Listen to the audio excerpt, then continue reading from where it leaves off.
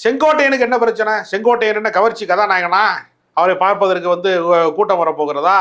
எதற்காக அவருக்கு பவுன்சர் போடுகிறார்கள்? நான் ஒருவரை பாதுகாக்க வேண்டும் என்பதில் நான் தவறு சொல்லலை. ஆனால் இது உள்நோக்கமாக அவர்கள் என்ன ஏதாவது அந்த கட்சிக்கு வந்துட்டாலே ஏதோ அவர்கள் ஒரு பெரிய விஐபி ஆனது போடுவோம். வேலூர் இப்ராஹிம் கூட தான் போலீஸ் பாதுகாப்பு போட்டிருக்காங்க. வேலூர் இப்ராஹிம்னு இந்த நாட்டினுடைய பெரிய புரட்சியாளர் அவருக்கு என்ன அப்போ இது என்னன்னா இதெல்லாம் சீன் போடுற வேலை.